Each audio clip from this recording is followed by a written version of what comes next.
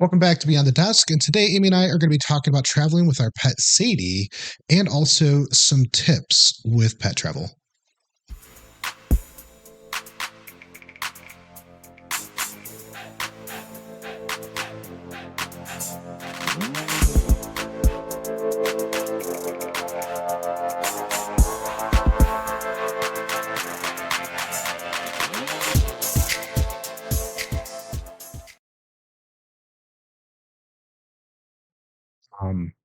So I pushed the wrong button, but we're good.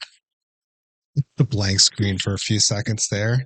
Oh, hello, hubby. Hey, just learning how to juggle all this tech, Navigate, navigate all this tech. Yeah. I like watching you from across the table here to see My panic mode. your panic mode panic, face. Panic. Yeah, it's funny. I don't get panicked too often. No, When I do, it's visually apparent. Yeah. Speaking of panic, Yes. Today we're going to talk about pet travel internationally. Because we're taking Sadie with us to Colombia, and for me, I know you don't feel this way, but for me, I am panicking inside already, and it's months and months out before we go, to live there, potentially live there part-time. So it's very stressful to me, for me to even think about, what she's going to have to go through to make this possible. And we've got a lot to talk about today. Yeah. Around this. I think about it. I definitely don't let it capitalize my like what's going on though. Well, I'm not letting it capitalize except when I was doing this research. That's when it was I capitalizing. heard you talking to yourself in your office. What was I saying? Oh, so it's interesting. We're not going to go deep into this, but when I hear you talking to yourself, I hear everything, but I don't process everything. Oh, got it. There's sparks of things that my brain's like, oh, I do need to pay attention to. Mhm. And then I digest, figure out what was said, backtrack. It's like rewinding a tape. And I'm like, okay, I need to respond to that. So everything comes in, but not everything gets processed. Yeah, I talk to myself quite often. And I've had to learn to adjust to that. Mm-hmm. You've started talking to yourself. Because here's what happens. When I hear someone, I listen to them. It's distracting. So I'm focusing on it. And I've had to train myself that it's okay to hear human voices and not have to have a response to it. Is that what the normal guy does? I can't speak on behalf of all men, but I can say that our podcast today is about Sadie and traveling.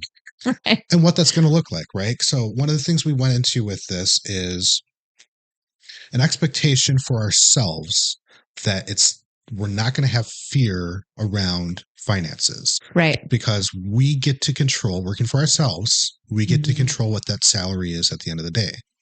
So if that means we have to work a little harder, connect with some people that we know, ask for, I don't want to say favors, but like, somebody who's maybe on the fence, ask them to trust us and take the plunge with us on, one of the services we offer, in order to fund the things we want to do. Right.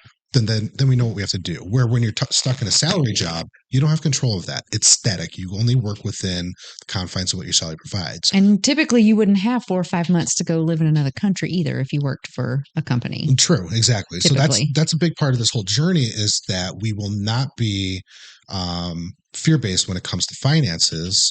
We just then put it into action. We create a plan. What do we have to do in order to be able to, and then we put that into action. We're very clear about what we want, though. We're very clear about our intentions. And also, we're not going to just spend 10 grand on something for the sake of it. We're still going to be good stewards of our money. So we're still going to make sure that we're spending fair and appropriately.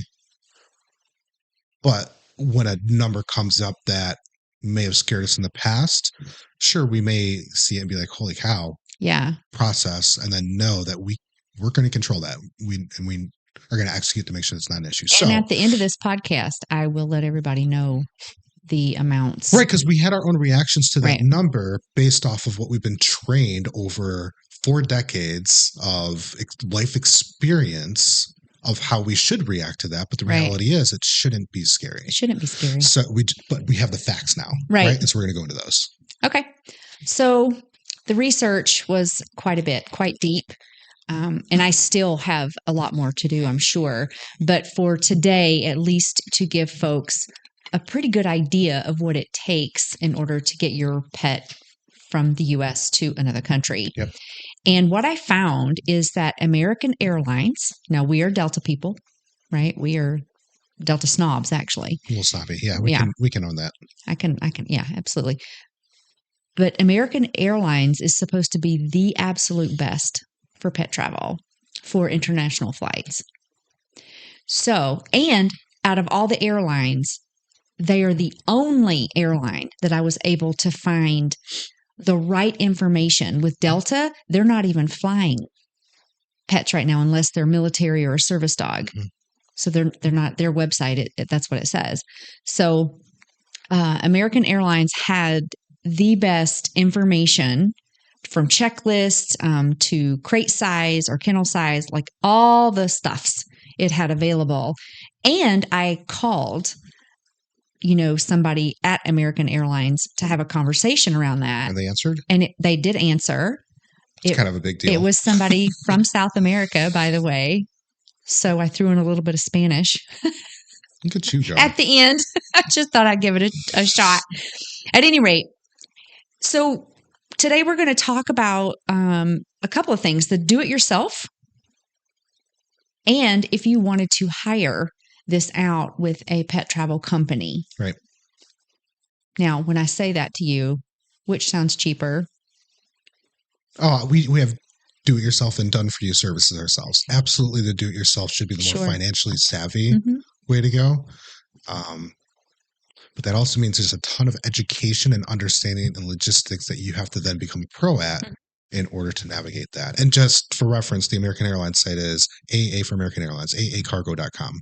So if you want to start looking into some of these things as well, because they're pets, they're considered cargo, but that's the site that you go to, and then you can start going would you mind throwing that link in the...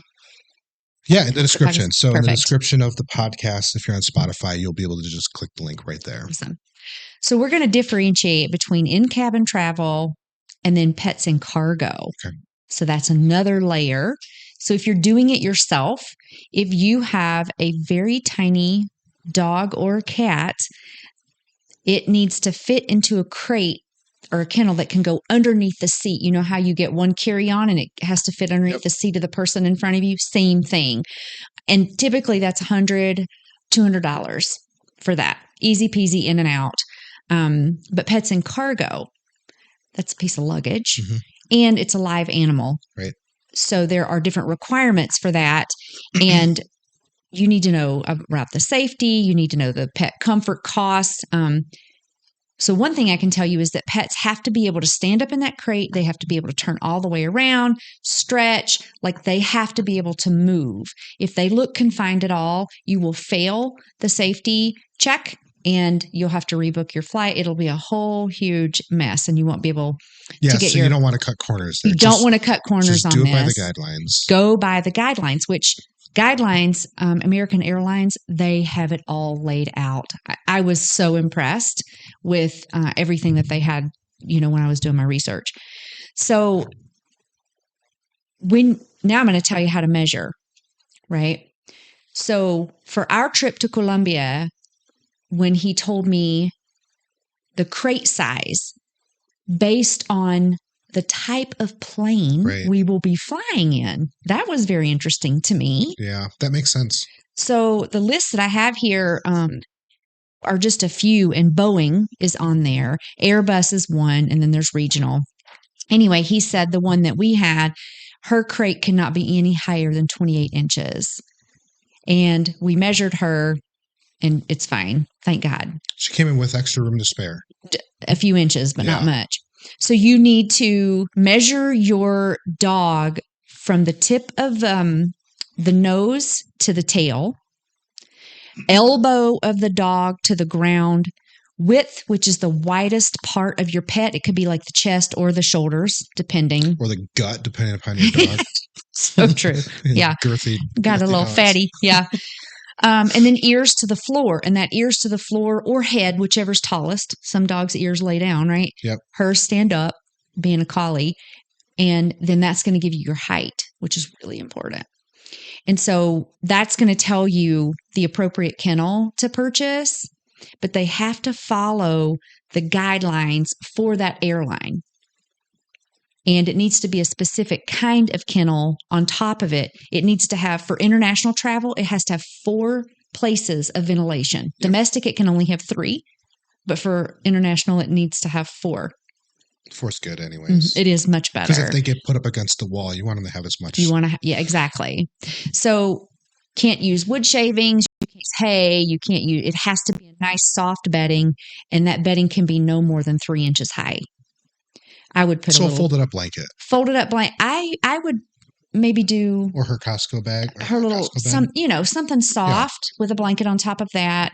I don't think they can have any toys or bones or anything like that Probably in there. A blanket she's familiar with, so it's yeah, and there's pre-training with her, right? Get her accustomed to it and used to it, right? And we're going to talk about that on one as well, because we have to get Sadie trained to go into a crate and be comfortable being wheeled around, because you have to take them into the airport in that crate on wheels. Yeah.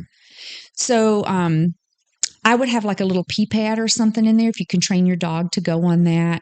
And then there's a checklist that I've got down here, Chad, if you can throw that in as well, where people can go on to American Airlines and kind of take a look at that checklist to see, this may not be even something people want to do, right? Because it is a lot. There is a lot to this, right? And there can have a lot of anxiety around this. Or might change your plans on what you're planning on doing, right? Exactly. So maybe you find out South America isn't as friendly as I'd like for it to be, but Canada I can drive to, or Mexico I can drive to. It may shift what you do. How you do it, but still be able to go.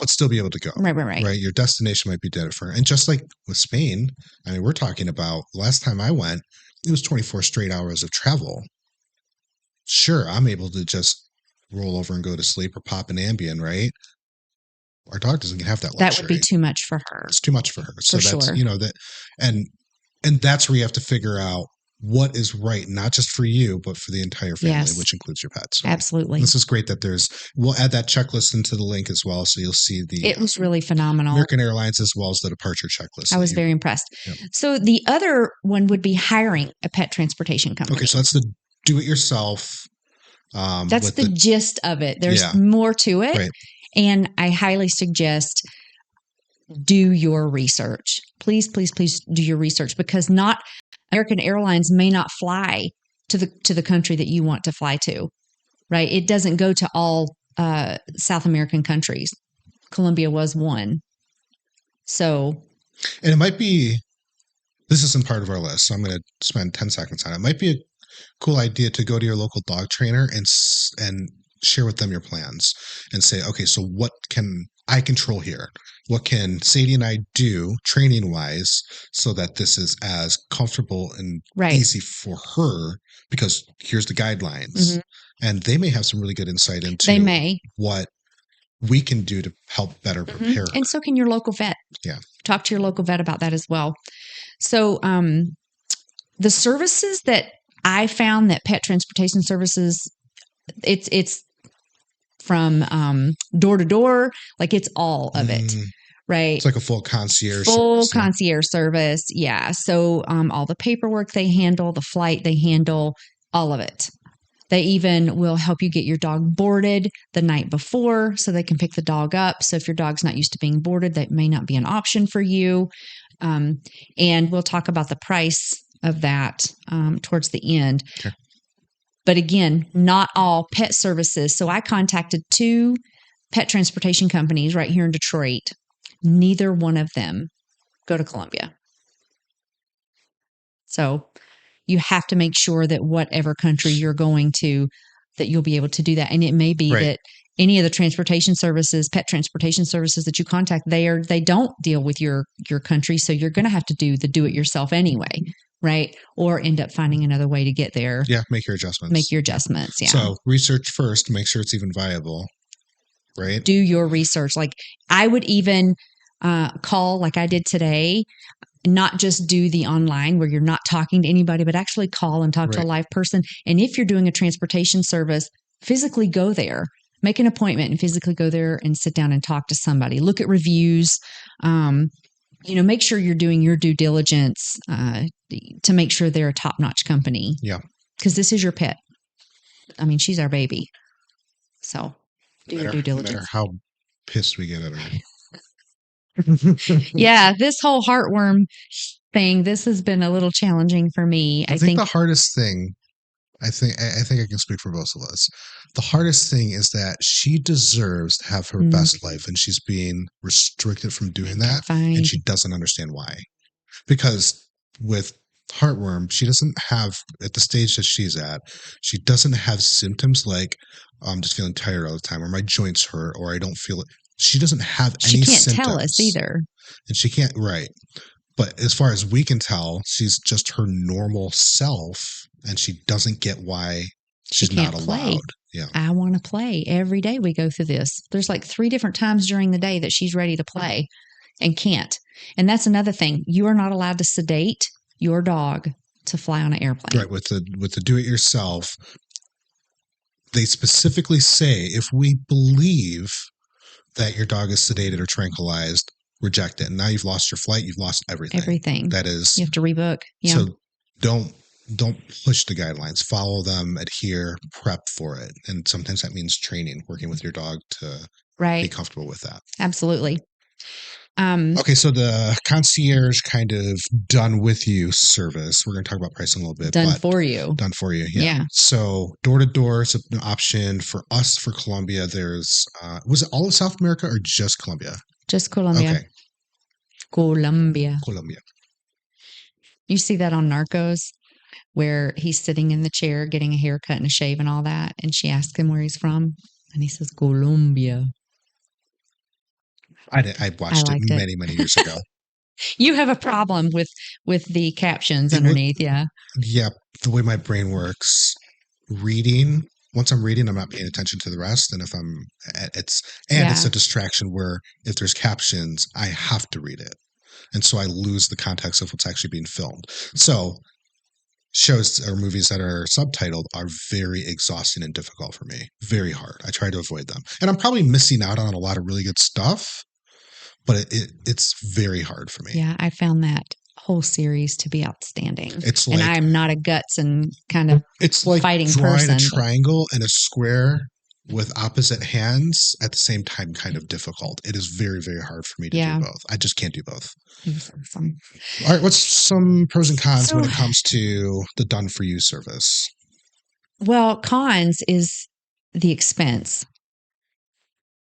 The pros, little stress around that. Yeah. I mean, I don't know. Those are the 2 that I found. I didn't really go with anything else. That they was just pretty plain, simple, straight to the point. And then kind of the opposite for the do-it-yourself, a little more stressful. You're the person dropping them off. You're the person picking them up. Like you do it all. You are not just getting on the plane and doing your thing. Like you have all of this stuff that you have to do beforehand, for months beforehand, and then up to actually taking them, as they put them on the belt and watch the belt go. Right. Yeah. It's not where you drop your luggage off. There's a special place that you have to go at the airport to make sure that your pet is taken care of properly. There is a third option that's not on this list, and it's because it's probably not for the everyday person, especially when we're talking about this. It's essentially chartering a private plane, right?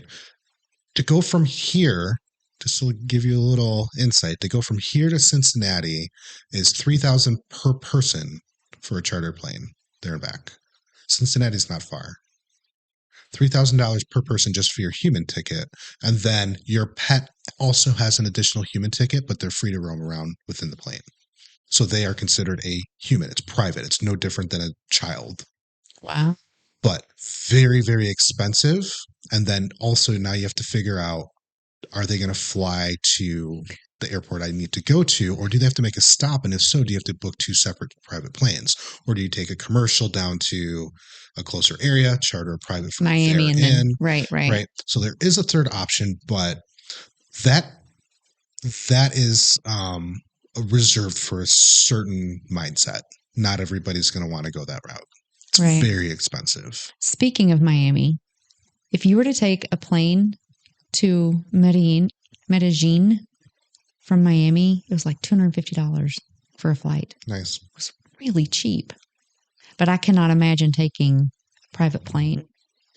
We love Sadie, but that's not an option for us. So there are, with that, there are services where you can share it. It's really more designed for like if there's a handful of people going from here to Colorado and they want to take their pets, you would have 5 people booked together. So it's like kind of like a ride share, kind of like an Uber where they pick up multiple stops, or like a van. Yeah, but if it's from here, from Detroit to, like you said, Cincinnati or wherever, and it's $3,000 per person, I think it's still going to be the same price, no? Maybe not. So that's the thing. If you have if you have 5 different groups that are going, you're sharing the costs as opposed to you assuming all of the costs. Right. So the more people you have, the more affordable it does become. I doubt it's equal.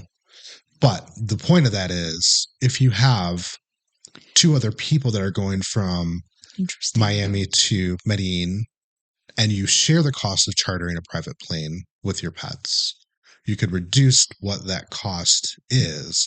But that's a whole different laundry list of logistics, and you still have to go through all the verifications in the pet, the veterinary stuff, which we're going to get into right now. So I want to bring up, there is that other option of chartering a private plane, but it is not the most financially savvy, but it will help you bypass some of the requirements that commercial requires. Which are a lot. Very, very expensive. But just know that country that you're flying to, you have to follow their guidelines as well. Rules. So, and everyone is different. Yep. So speaking of that, so Colombia, their requirements are rabies and no parasites. So Sadie has to get rid of this. We have to take care of this heartworm issue, and she has to show no parasites. And then she's, of course, up to date on her shots and everything. So those are requirements that Colombia has. Every country is different. And we also need to look at what the United States is, because when we fly back, in order to get her back into the States, we have to follow their guidelines as well. So speaking of that, there are veterinary requirements that you have to have, or the country's requirements that you have to have, that you can get taken care of or have taken care of by your vet. And she has to have a certificate to travel. That has to be done by a certified veterinarian. So it can't be just any vet. And luckily our vet is certified for international travel. Big. Because all our records are there and everything. So it's all in one place. Already in one place. But he is able to do that, to put that stamp on there. And then it has to be done 10 days prior to leaving. It can't be done any sooner or any later. It has to be 10 days before you travel. You have to produce that to the people, when you get on the plane or you book her, help me out here. I can't even think. So the airline has to receive the So where you drop her off, where we would drop her off, that special place at the airport, they have to see that it has to go with her. And then when we get to Colombia, she has to go through customs, just like we do. And so all of that paperwork has to be available as well. Yeah, it's essentially her live animal manifest. It gives all the information and travels with her. Yep. So that health certificate, no rabies, no parasites, she can get in, and then we'll have to make sure that she's up to date for the U.S., which she should be fine, because her vet is here. So I don't know if you have the answer to this. So does she have to visit a vet there on the way back?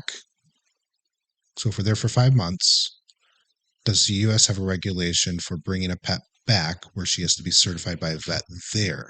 Maybe at the country of origin. Yeah, I didn't get that far.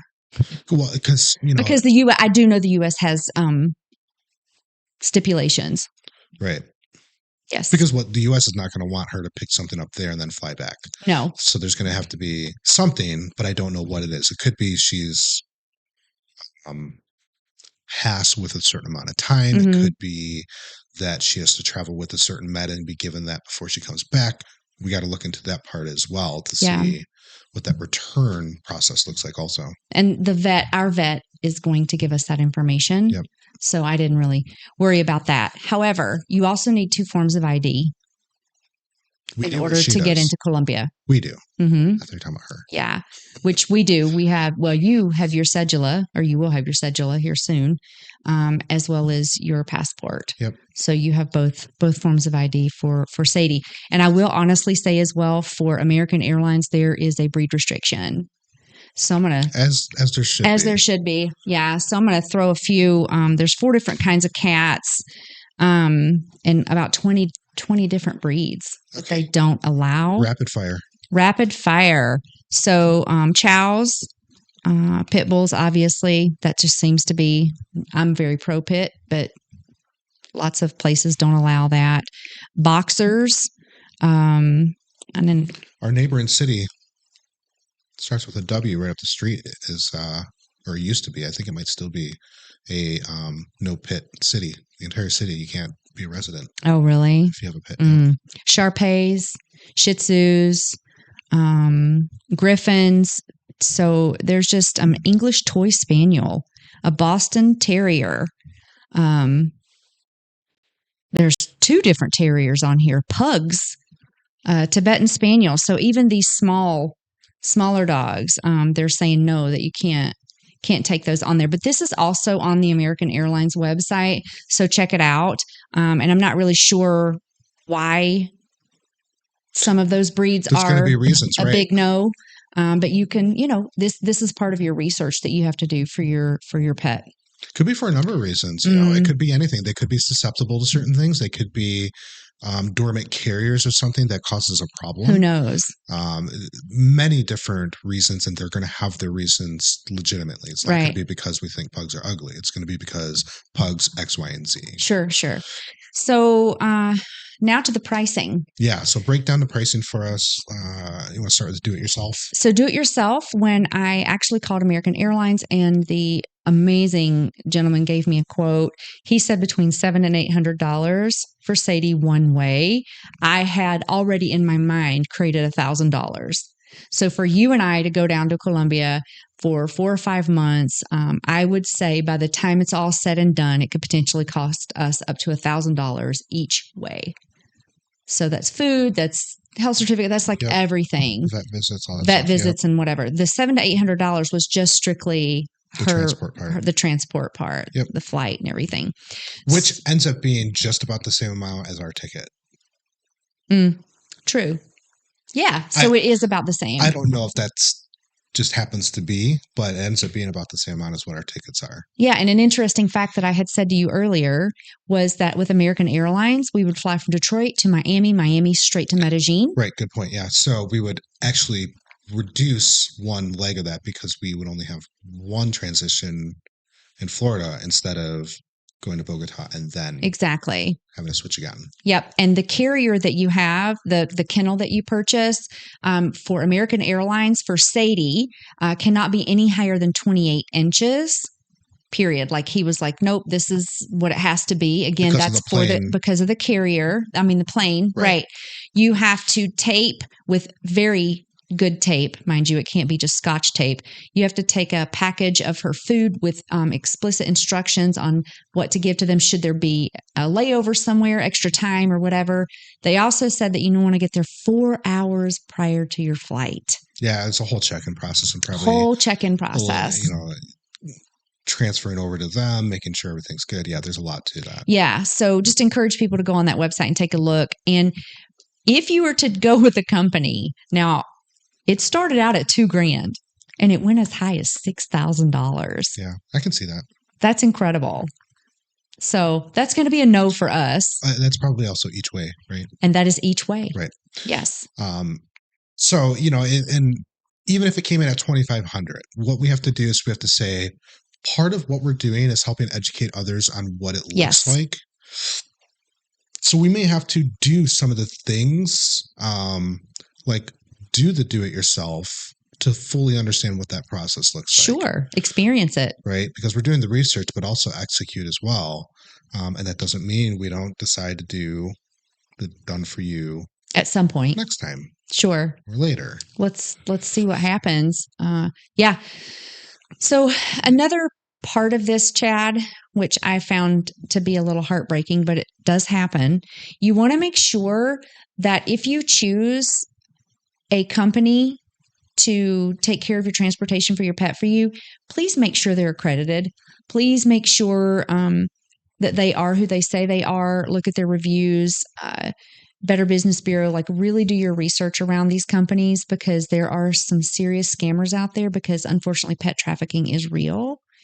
And so you want to look for like poor grammar, poor spelling. They don't have a legitimate website. If they only communicate via email or WhatsApp or Facebook, other social media platforms, if they want you to send them money right away or even a deposit, like Western Union, a MoneyGram, Zelle, Venmo, don't do that. And if they claim like an animal is free, say you're adopting, just adopt one here in the States. Adopt one close by. We've got lots of pets out here that need adoption. We were just at an adoption event on Saturday, Santa Paws.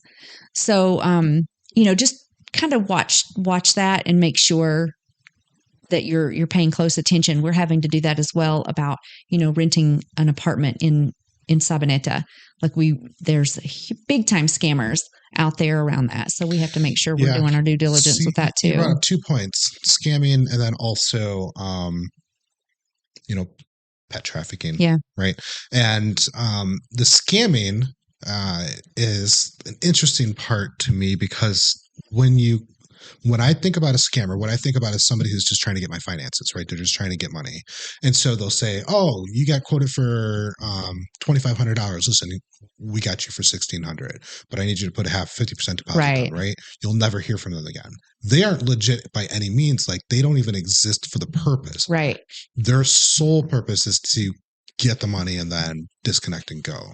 Where the other side of that, which is, a different part of it, is the actual pet trafficking, where they are legit figuring out what animal is it worth, taking, and then they do the whole onboarding, but then you never see your pet again.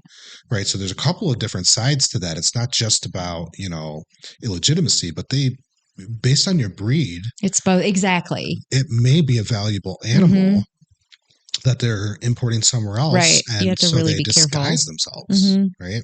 So it's real. It does happen. Just, and you would think, that would never happen to me. Well, especially with your finances, it could absolutely happen to you, where they could just take your money. Right. I think the good news is the majority of the people who are going to be, stumbling across this and hearing this, you've thought clearly about this as something you want to do.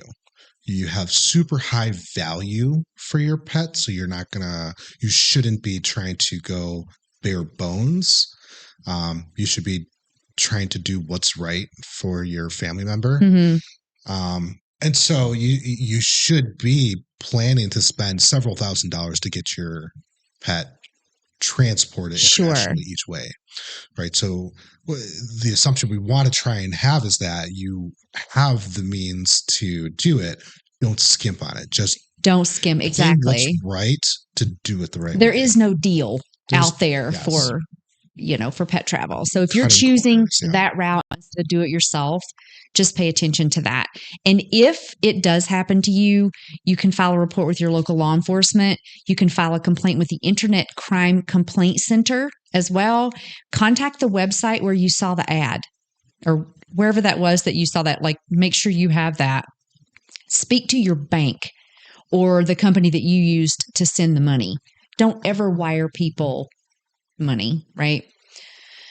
So that's a lot of information. It's a lot of information, and I still have more, to talk about. We'll do it in another podcast, but at least that gives folks a really good idea of what has to happen in order to travel with your pet, and going into this knowing, yep, this is going to be more than a dime, right? Like, it's going to cost us some money, right?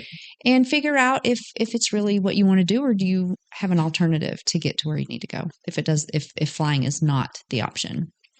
Do you know what we're talking about next week? No? Okay. Well, listen, it's going to be a surprise. It's going to be a big surprise. Yeah. Yeah. Do you have any thoughts? I do. I thought this was great. That's my thought. This is something that I've been interested in from day one because for me, Sadie is the priority around all this, right? She's my baby. So I wanted to know what was the cost going to be? What was the stress level going to be? What all did we have to go through? All that kind of stuff. And the more I've gotten into this, the more I'm like, okay, I think this is actually doable. And so it's reduced a lot of the stress that I have, especially after what I've done this week with the research around this. So awesome. Yeah. So until next time, keep expanding your horizons and living beyond the desk. Have an extraordinary day.